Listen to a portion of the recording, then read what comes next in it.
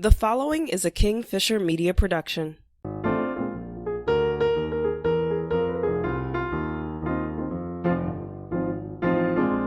We've been led to believe that a book can be judged by its cover.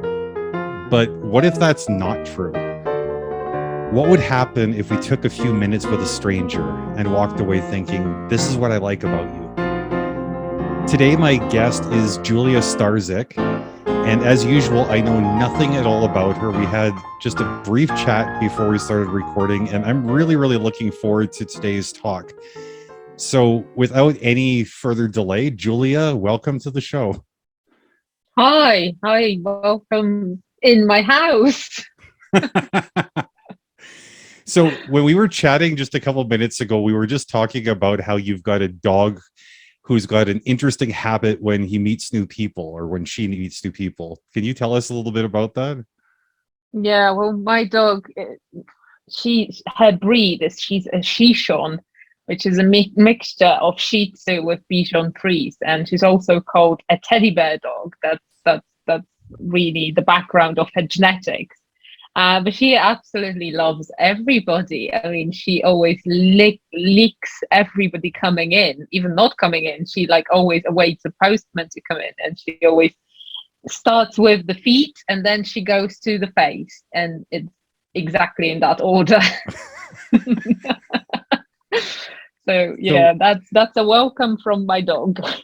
I've heard a lot over the years that dogs tend to not only resemble their owners visually, but often their behaviors are very similar with their owners too. I'm assuming you don't lick guests' feet and faces when they come to your house, but do they get a friendly welcome when they come in? No, they usually, always are welcome. I like to run my house that it's usually open to everybody. So, if somebody wants a cup of tea or if anybody wants to have a chat, they're always welcome. But to be fair, I think my dog is nothing to do with me or my husband or anything. 'Cause the only sound she actually reacts to is not her name, it's nothing along the lines of, what you say to the normal dog. She only reacts when somebody opens the fridge. That makes sense. Well, I mean, Yeah, dogs, so they like food, right? yeah, that's the only sound she actually reacts to. If you open the fridge door downstairs, she could be in the deepest sleep ever. She's gonna be there straight away. Okay, so we know you're a dog person. How do you feel about Yeah. cats? I never really had a cat, so I kind of have mixed feelings because if you never really tried something, you don't really know what to think. Fair enough. I'm not against cats, but I don't think there's the similar connection as I've got with dogs. So yeah, I'm a typical dog person. Unfortunately, I never had a cat, and I don't think I'm gonna give them a chance anytime soon. Now, my ex-wife used to really get upset with me all the time because I'd always tell her I'm a dog person. I hate cats. And she said, well, why do you hate cats? And I'd say, I spend so much of my time working for your affection.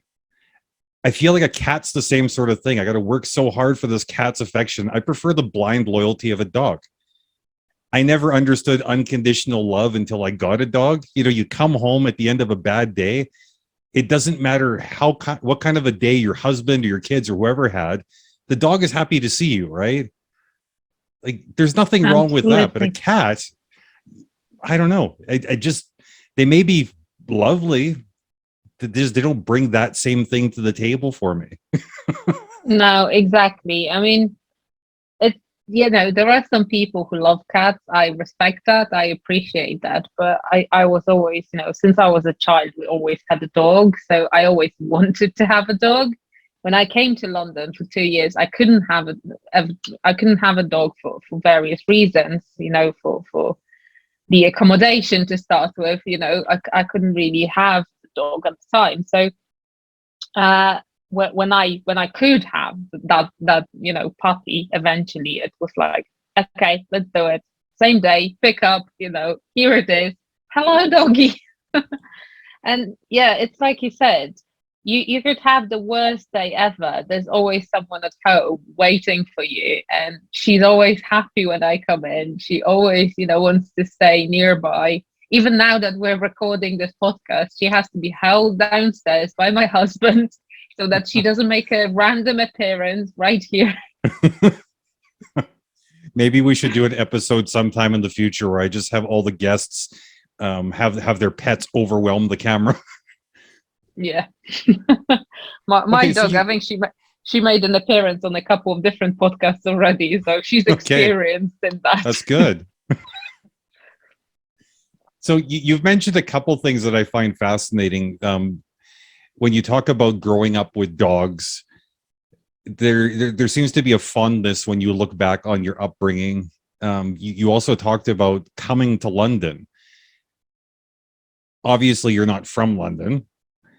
Is it important for you to stay connected to your roots? And can you tell us a little bit about where you came from?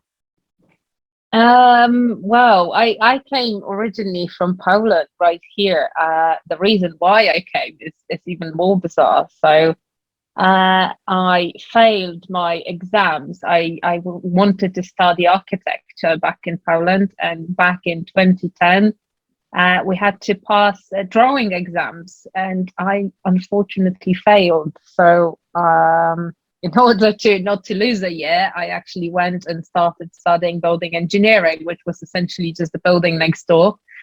So that really what made me do it. I hated every minute of it. I didn't even finish the first year. I came over to London for summer, just, for a summer job, just to make some extra cash and see what the world looks like. And that summer hasn't come to an end yet. How long ago was that? 12 years. That's quite a long summer.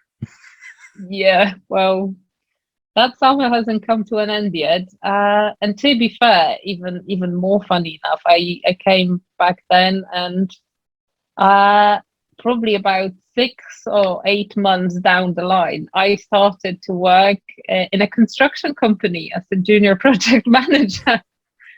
So I was trying to run away from my building engineering studies, and I actually ended up being in the construction world anyway. If I was going to walk past you on the street, the last career I would associate with you would be anything to do with construction. I don't know if that's a silly assumption or a reaction, but that just, I guess, the way my mind works. Well, that's the surprising bit, right? We never really know what's the stranger about. I had so many things.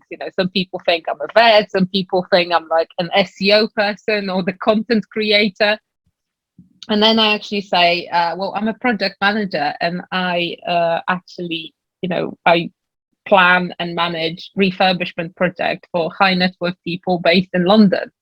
And they're like, oh, really? So you work in construction? And I say, yes, I do. It happens to be 10 years. See, this is like really interesting stuff, because I mean, I don't want anybody to think that I'm a bigot thinking, well, a woman can't work in the trades. I met my ex-wife actually working in construction. She's one of the most talented carpenters I think I've ever met. And one of my best friends also, she's a project manager in the construction world. So I don't know, something about your face just doesn't feel very construction-y. But what you're doing it's the lack of helmet, right? Maybe that's it. Yeah, maybe if I saw you in your work clothes, it would be a little different. But that's actually my professional background too, is in renovations and restorations, as we call them here in Canada. And I don't know, a lot of people don't understand the appeal of working a job like that, and I don't know how it is for you. Maybe it's different, but for me, I like the challenge of going in when somebody can't see the potential in a space. They've got high hopes below expectations, and then you could just sort of work some magic and boom, wonder. Yeah, I mean, to be fair, I've seen a lot of projects. I must say. I mean, I've seen loads of stuff from, garage conversions, and making the magic happen for 20 grand or something like that.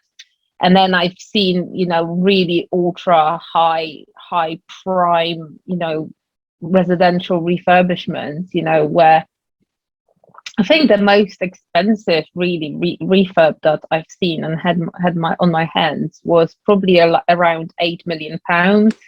I don't really know the conversion rate to Canadian dollar, but I'm gonna guess it's somewhere around 11 to 12 million. It's a butt ton of money. Yeah, quite a lot, I'd say.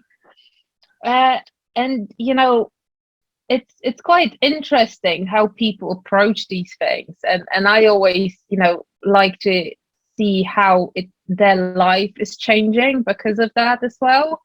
There's loads of reasons why I niche to the niche that I'm actually working in, but the main reason is that people actually care about their houses. They live in them, they enjoy them, they use them. What I really don't like is the people that have 20 odd houses and they're buying 21st. They're making it right for the future kids of 20 years down the line that they might have and that might come over to study in London, but they're doing a refurb already now. And then that never really happens. So this property stays empty for 20 odd years and then they sell it eventually. I just really enjoy working with those people who want to, the finishes they choose or the features they have, they mean something to them. They want them for a reason, not just because they can. And this is really what I enjoy the most. You are listening to What I Like About You. Please remember to like, follow, and share. I was talking with someone earlier, and we kind of came to this conclusion that people usually work with me for two reasons, because they're moving from far away into London and they don't have the time to keep traveling back and forward here to oversee the project that they're doing. But once it's ready, they want to stay in it and they want to live in it. And the second reason is they're pregnant. So the lady's pregnant and the guy is doing everything he possibly can to keep her as far as possible from the work that is happening. It's a deeply personal thing, isn't it? Yeah, it definitely is. I mean, these two reasons really are most common because this gives those people an opportunity to get involved in the funny bits, right? In choosing the paint colors and wallpapers and deciding on the bathroom tiles or the color of the taps. But I get to do everything they don't want to do. Talk to the building control people, making sure all the planning and licensing is sorted, that there are sockets either side of their beds, and the stuff that just has to be there, but nobody really talks about, right? Well, you have to be able to think about the details that other people don't think about until it's too late. Like a simple thing like a socket on either side of the bed. When you're doing a building project, as a homeowner, you don't think about how annoying it's going to be if that socket isn't there. So, I mean, yeah, it's interesting that you get to anticipate these needs, but at the same time, there's a lot of decisions people, I think, like you said, they don't like to make. Do you find that you have to be like really perceptive of their likes and dislikes and kind of get to know them well enough to anticipate what they're going to want? Well, my process on the starting process is usually, one of the questions I ask is how involved do you want to be? Because there is a group of people who want to be very much, hands-on and, involved in the process, in choosing and everything else, which is absolutely fine. But there is a group of people who are very much like, just deal with it. I want a socket next to my bed so I can plug a phone once I'm sleeping. It's charging. That's it, right?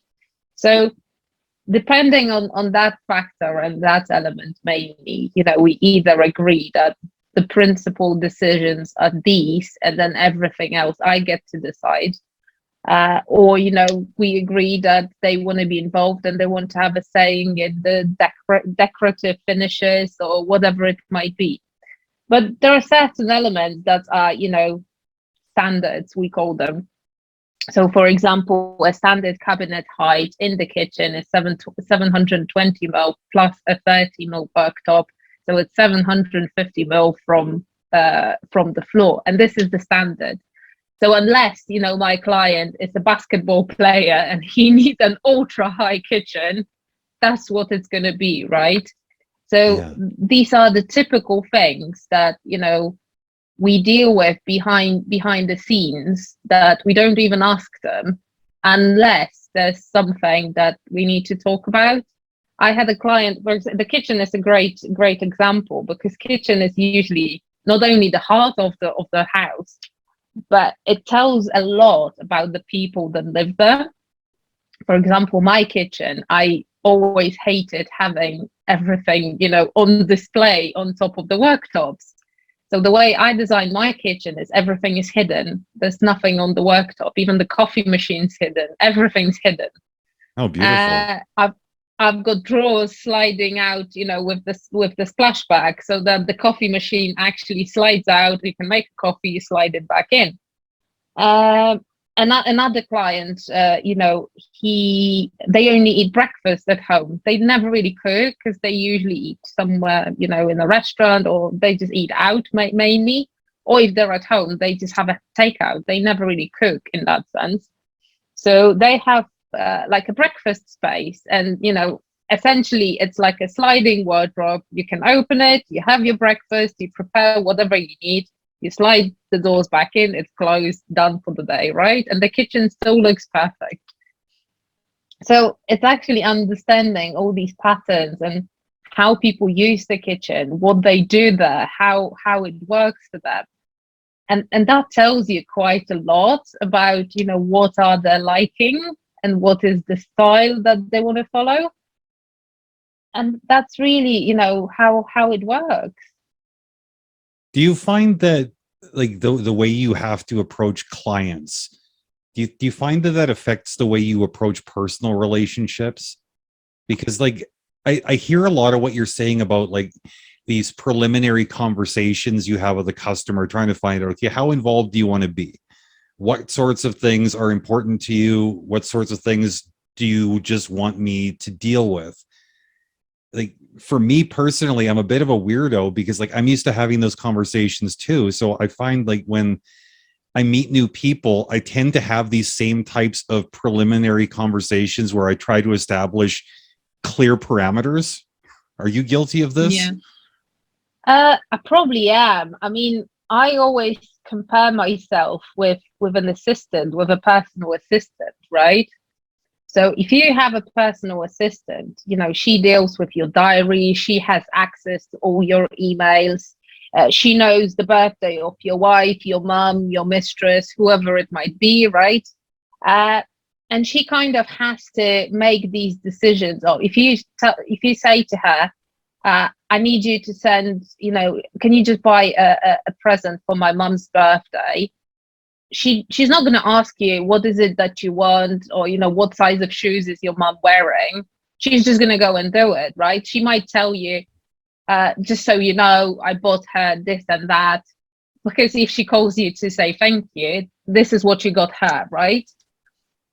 But essentially, nobody really likes their assistants to be asking too many questions. There is that, you know, element of sorted out, I'm busy doing my millions somewhere else, right? Mm-hmm. And that's really my job. It's just a different environment. Rather than dealing with the personal stuff, I deal with that refurbishment project environment that they didn't go into in order for me to ask gazillion of questions and send them all the emails in the world about you know, how many sockets do you need in your garden, and would you like your lawnmower to be, you know, green on purple? Because it doesn't really matter. It just needs to do the job. Well, if they had time for these details, they wouldn't call you, right? Exactly. So there is a certain period of time where we kind of, we have to establish some boundaries, right? And we have to, for both ways, to understand, what is the bits that you want to get involved, what is the process that you want to follow, and how you want the whole thing to work. But once this is kind of like set in stone, then we just say, okay, let's now go with it, right? Like I said, nobody really likes these phone calls, from the builders, from the site, saying, well, sir, we have a problem here because these doors in bathroom 7, they're opening left instead of right. Is that going to be a massive inconvenience for you? And you're in the middle of the board meeting talking about, investing 20 million into a startup somewhere else, right? It's just, yeah, everything has its time and space. And I just think, if this is established at the beginning, then it's just easier. So you spend a lot of your time, probably most of your waking hours, consumed with everybody else's details.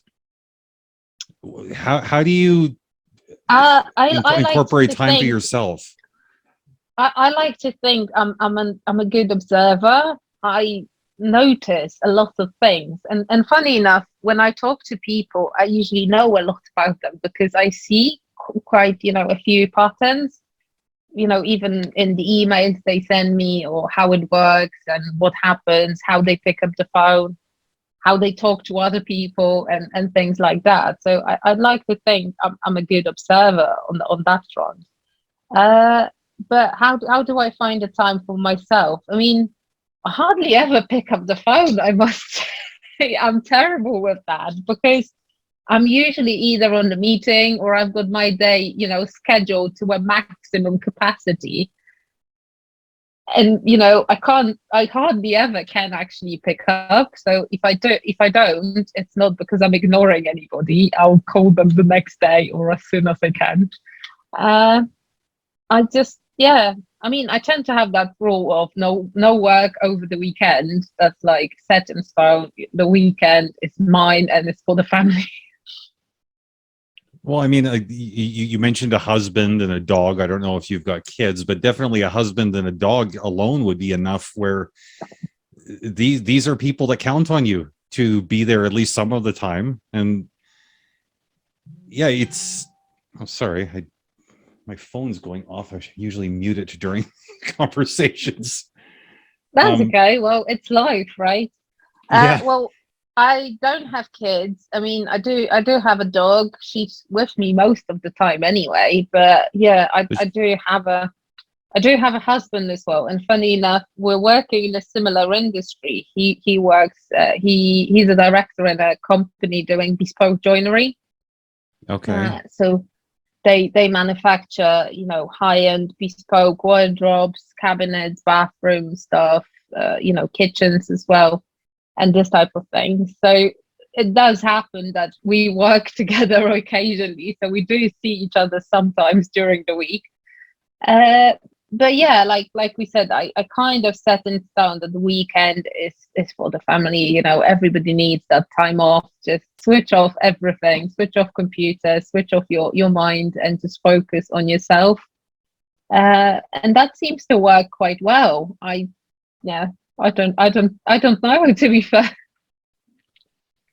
I think that's interesting, though, that you and your husband are working not in the same exact industry, but I mean you're working in related industries anyway, so you've got something to talk about at the end of the day, where you're going to understand each other's struggles or accomplishments or anything that comes up, really. Yeah, and I'd like to think as well that we kind of support each other on that front, because if you think about it, I always say that all the mistakes are not really coming because they're coming from negligence or someone was lazy enough. They're usually coming from the miscommunication along the line somewhere, right? And he kind of believes that the mistakes that happen, or if anything goes wrong, it's just because people take too much work on them.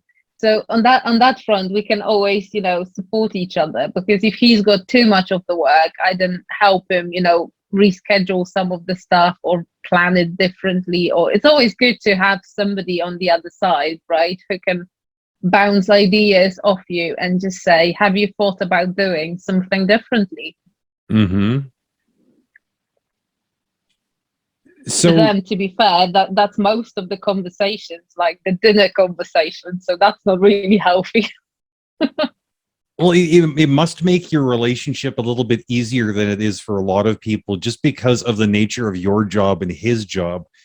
You don't have the luxury of making excuses in the professional world. I would imagine that you probably make less excuses for yourself in your personal life as a result. Because it's just not part of the habit that you're in. To be fair, I don't really know. I mean, I definitely know a lot about, furniture making and joinery in general, because it's kind of, hard not to know it. But at the same time, we're a little bit two different ends of the spectrum. He's very much technical. He's very much, into how things work, how to put them together. Whereas I'm not strictly about how do they look, but I'm always about where's the money going, how long is that going to take, and what can we do to make it quicker, easier, or cheaper. So on that front, it's quite interesting that we've got these two different perspectives. He sometimes gets stuck in that technical, perfection and quality of something, whereas I look at things a little bit from a different angle. So we it does happen that we exchange ideas and how things should look like. But yeah, it's not always as good for the family kind of, home atmosphere, because if we argue, it's like, a silence for a week or so. Well, I mean, if you can go a week without talking to each other, I think that says a lot about the quality of a relationship, though, because if you have it in your heart to get annoyed with each other enough to say, you know what, I love you enough to hate you right now. There's some passion there. Yeah. Some people, they just don't care enough to argue. It's just like, yeah, whatever, we could just put it aside and move on. I never trust a relationship like that. Yeah, well, I don't really believe in relationships. When people stop talking, that usually means they don't care. And we usually, well, every 2 days my husband discovers that for the last 4 years we have a dishwasher, and that this dishwasher had to be unloaded 2 days ago. That's like the surprise every other day. So yeah, he sounds like a fairly typical guy then. well, I told him last weekend, let's wait another couple of years and I'll tell you about the washing machine.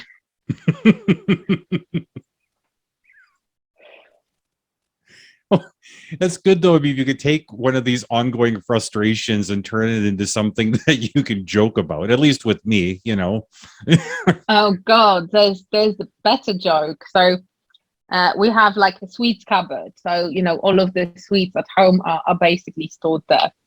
And my husband has like a tin in the shape of a big M&M. The little M&Ms, the chocolate with a peanut inside, right?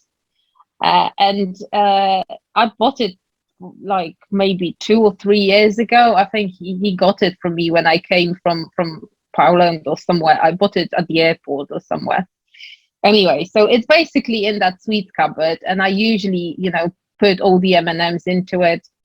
And one day he was sitting on the couch, he was watching something. I was like sitting on the other end, and suddenly he wakes up and says to the dog, let's have some M&Ms. So he took the tin, they had all the M&Ms, and then he says to the dog again, and now I will show you the magic trick. Do you want to see a magic trick? And I'm listening, what's going on here?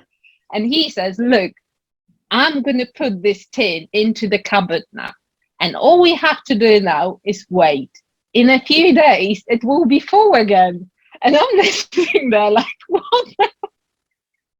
So I'm the one doing the magic trick, because when it's empty, I actually put the evidence. Well, every house has got a magician, I've learned. Because Yeah, well, but my wife is always getting upset with my son and I. He's 14 years old, and we like to eat sweets when we're watching TV. And you know, a lot of time the sweets, they're individually wrapped, and we both tend to get a little bit lazy with taking the wrappers and putting them in the bin. So what we do is we stick them in between the sofa cushions. And every time I go to stick my hand in there to put in a sweet wrapper, I notice that all the previous ones have magically disappeared. yeah, well, I do get that. Thank you for listening to What I Like About You. Please remember to like, follow, and share. So this might be like an odd time to ask this question, because we're, you know, like a half hour into this conversation now. I don't even know why it is that you were interested in talking on a podcast, because you're not a podcast or a content creator, as I understand.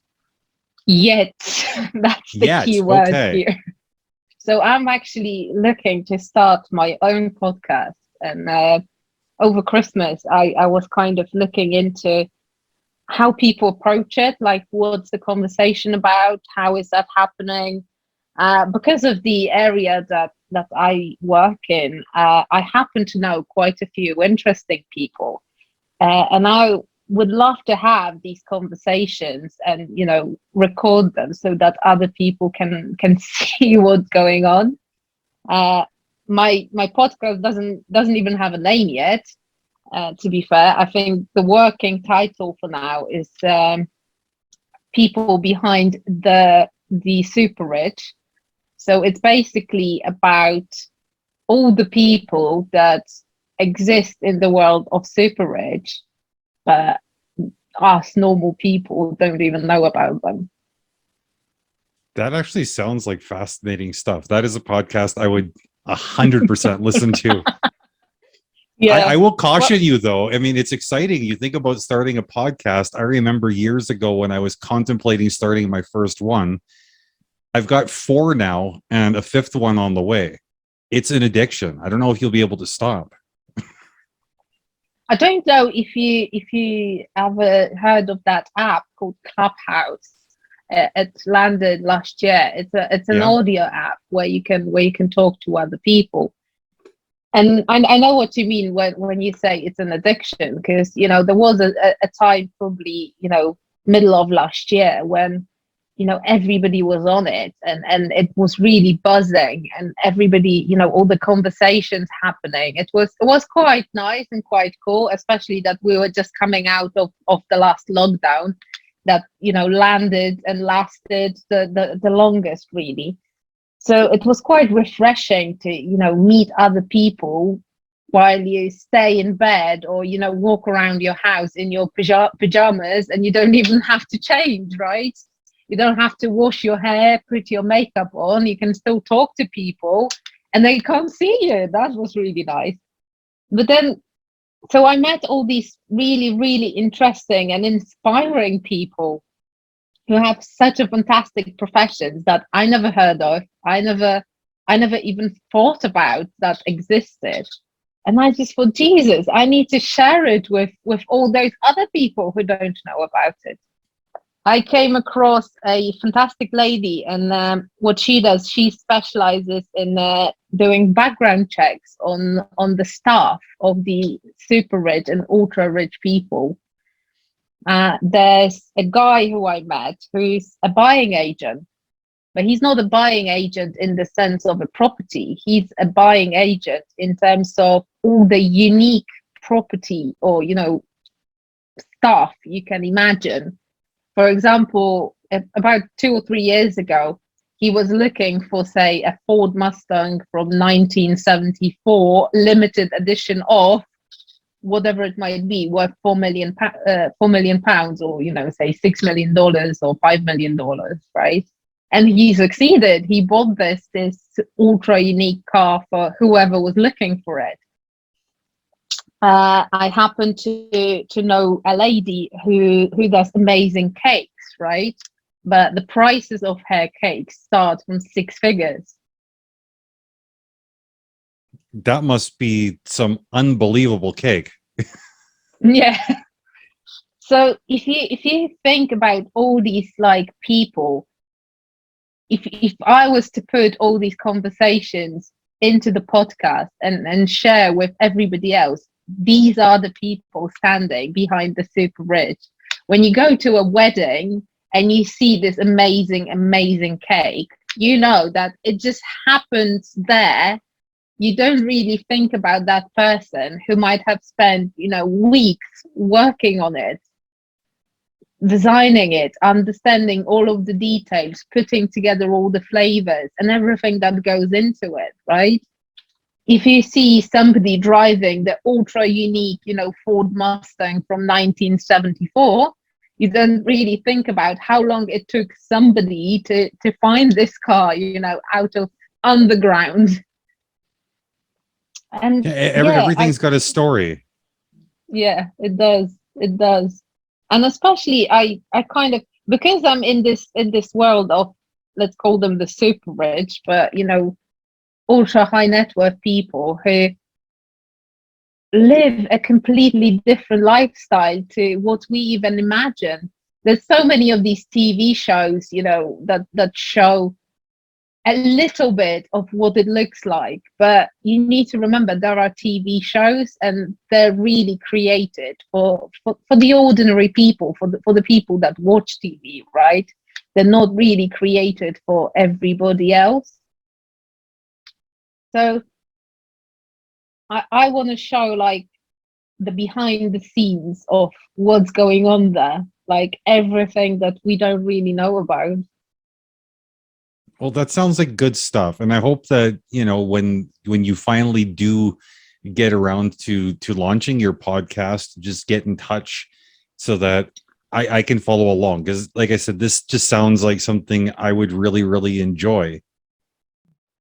No, I just wanted to say I'm looking to launch it probably middle of this year. So, I'll definitely keep you posted. Okay. Well, unfortunately, we're coming close to the end of our time here together. What I like to do at the tail end of each conversation is to share a little bit about what I've noticed that I like about the person who I've been talking to. When we first got on, like I didn't have any negative preconceptions about you. I mean, you're a dog person, so right there, I knew you were objectively good. But I didn't really know anything else, and it's not like I was looking for things to like or dislike about you. I found myself not worrying about all of that. I found everything you said to be so engaging. And what I've noticed is that I think the thing I like the most about you is that you've got a bit of a different way of looking at things. It's not like you're romanticizing the mundane details, but you celebrate them. You understand the importance of them, and the passion with which you describe some of these things. It's both refreshing and almost a little contagious.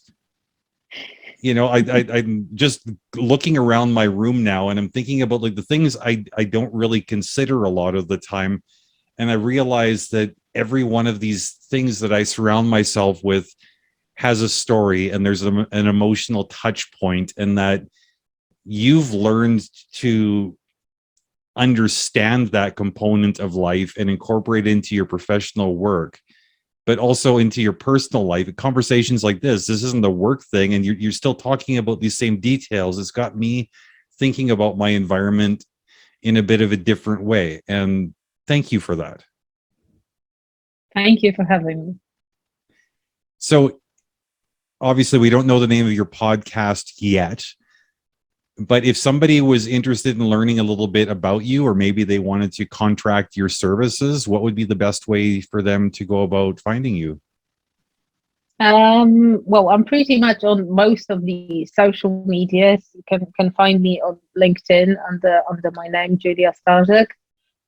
You can have a snoop around my website, starprojects.london. There is a few projects featured there as well. So feel free to get in touch however you like. Okay, and I'll make sure that we get some links from you. We'll post them in this week's show notes for those who are listening on audio. For those who are watching, the links will magically appear right here. Julia Starzyk, thank you so much for your time today. I really enjoyed hanging out with you. It just was absolutely delightful. Thank you. I really enjoyed the conversation as well.